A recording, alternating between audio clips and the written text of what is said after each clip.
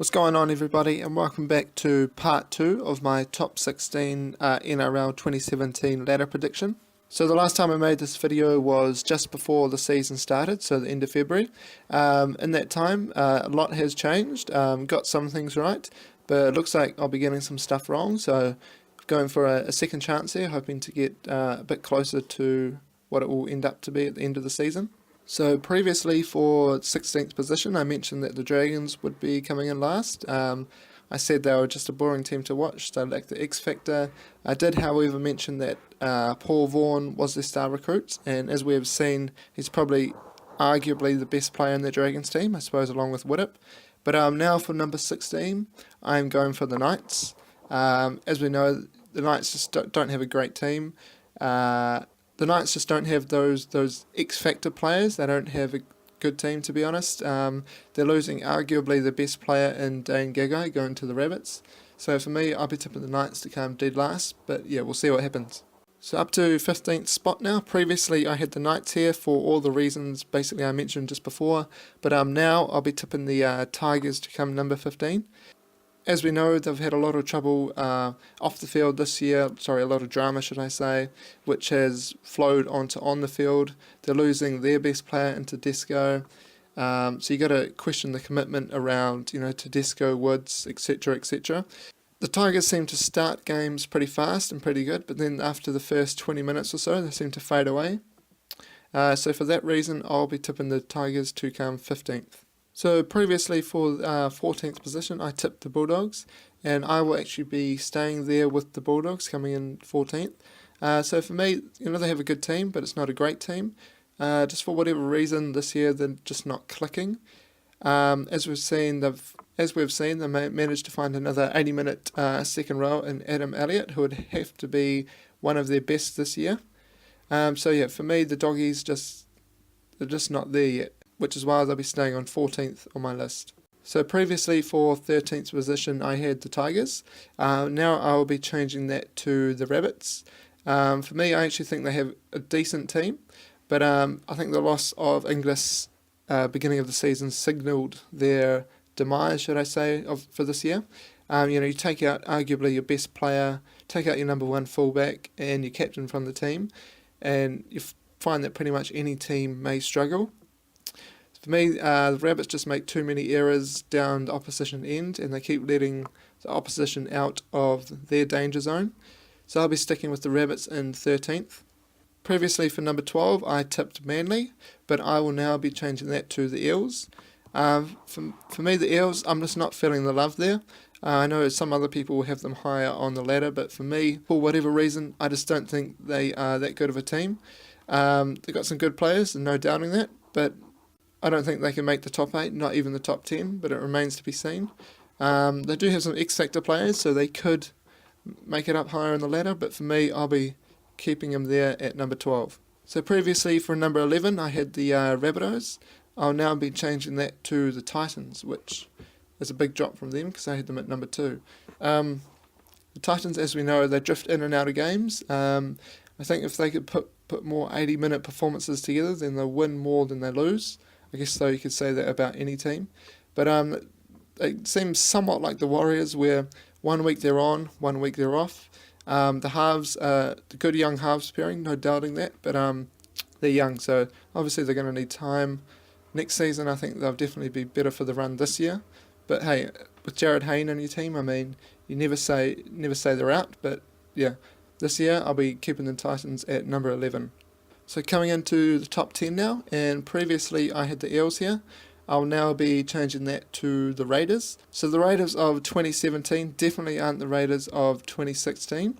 It's as if they've lost that the confidence or that desire to win.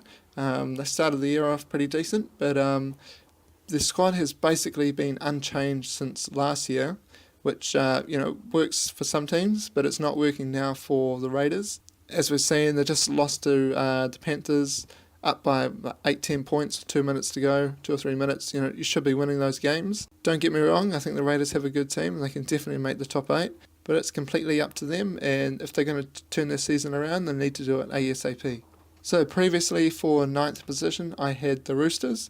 I will now be changing that to Manly. I think I mentioned during the video earlier in the year that Manly for me could be a surprise packet, and so far it looks like they have been. Um, I do think though they have versed, I suppose you could say, a few easier teams. Looking at their run ahead, 5 of the next 8 games are against the Sharks, Panthers, Dragons, Storm and Roosters, with the Dragons, Storm and Roosters being 3 games in a row. So as I said, I think they've been versing some easier teams. This will be a true test for them. I don't think they can win any of those games, to be honest. Maybe against the Panthers, depending how they're travelling at the time, but the other 4 will be too big of an ask. But hey, it remains to be seen, and who knows what will happen. So previously for 8th position I had the Broncos. Now I will be changing that to the Warriors. As we know, on paper the Warriors have pretty much arguably the best team, arguably the best spine.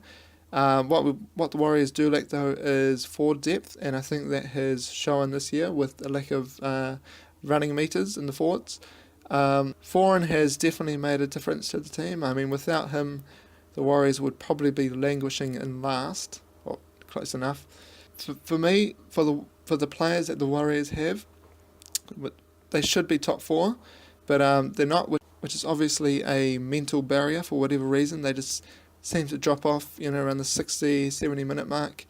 But who knows? I mean, with the amount of X factor in this team, I mean, David Fusitu'a, Johnson, we know Roger Tuivasa-Sheck, Luke, Ben Madalino maybe. They should be aiming for higher up in the ladder, but who knows? Top 8 is where 8th position is where I see them at the end of the season. So previously for 7th position I had the Cowboys. Now I'll be changing that to the Panthers. The Panthers have been making a resurgence, as we know, in the previous weeks. They're playing some good footy, coming back from 8-10 points down with 2 or 3 minutes to go against the Raiders. I mean, that's going to do any team the world of good. Definitely a big confidence boosters. So for me, the Panthers are a team on the up. I definitely see them in the top 8, and for me, they'll be coming 7th. Also, I think the move from Moylan into the halves is somewhat season-defining. I think Edwards at the back also is a better fullback than Moylan as well, but that remains to be seen. Let's see what happens for the rest of the season. So previously for the 6th position I had the Sharks. I'll now be changing that to the Broncos. So for me, the Broncos, there's no doubting it. They have a good team. They have I suppose you could say, a premiership winning team.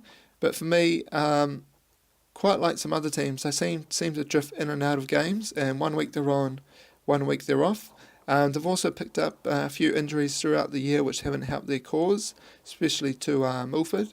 I think Benji is actually playing pretty decent right now. He's creating opportunities, seems to be running and taking the line on. But as I said earlier, the Broncos, they just seem to drift in and out of games. You never know which Broncos team you're going to come up against. Don't get me wrong, I think they can win, but 6th position is where I'll leave them. Previously for 5th position I had the Raiders. I'll now be changing that to the Cowboys. I think with JT being out for, I think it was about 2 months, that's going to do the Cowboys and himself pretty much the world of good. He's going to be extremely fresh. Also with Taumalolo running through the forwards, I mean, they found Cotton Hess, which is basically Taumalolo version 2. I mean, they've got, as I said, good forwards, good backs, good halves. I mean, there's no reason why the Cowboys can't be a top 4 team. So previously for 4th position I had the Warriors, and I will now be changing that to the Dragons. So as you guys know, I had the Dragons in dead last at the beginning of the season. So for me, they have definitely been the surprise packet of the season. I think led by Paul Vaughan at the front, who is, I suppose, I'm going to say the best player in the team. Him and Packer seem to be making the meters up the field, which leads Widdop and McCrone to do their thing in the halves. And the backs are pretty decent. Dugan's playing all right. So it's a pretty good, well-rounded team. I'll be tipping the Dragons to be in 4th. Previously for 3rd position I had the Panthers. I will now be changing that to the Roosters. Roosters are definitely this year a premiership threat, there's no doubting that. Pearce is playing some great footies. They got Lachlan Coote at the back, good forwards. I mean, Boyd Corners took his game to another level. Obviously stepped up with the captaincy of the Roosters and New South Wales. I think Jake Friend's playing some good footy. So is Jared Wairera. So is JWH. Yeah, it's pretty like the Dragons. I think the Roosters are a pretty well-rounded team. If I was a betting man though, I'd be tipping the Roosters to come third, one position above the Dragons. I also think their round 17 clash, which is in a couple of weeks against the Sharks, could determine who comes second, as the Sharks are currently just above them on the ladder. So previously for second position, which I suppose you could say that's been my biggest flop this year, has been the Titans. So now I will be changing that to the Sharks. The Sharks look like they are nearly in the same form as last year, to be honest. I mean, Fafita is taking his game to another level. Gallen looks a bit fresh. Halves are good. Forwards, backs. I mean, this is an extremely strong team. Definitely a threat for the premiership. I mean, if there was one criticism of them, would be the penalties they give away and also the missed tackles, especially by Maloney. However, he does make up for that with his attacking plays. So yeah, extremely well balanced team. Wade Graham on the edges. Luke Lewis is playing some good footy. I mean, there's nothing much not to like about the Sharks. So previously for first position, I had the Storm, and I will be sticking with the Storm. Safe as houses, I know, but they seem to do it year after year after year, no matter what. Billy Slater coming back has, I feel, rejuvenated the Storm. He's playing some of his best footy as we've seen previously.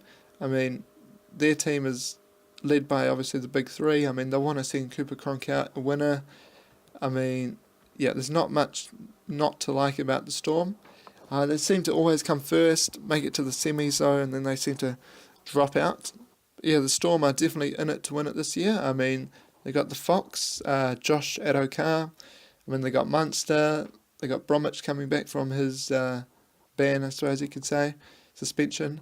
I mean, it's a great team. So yeah, I'll be definitely tipping them to come first.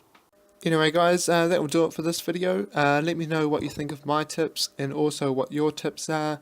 How do you think the season has gone so far this year, and also who do you think will win the premiership this year? Thanks for watching the video and enjoy the footy. See ya.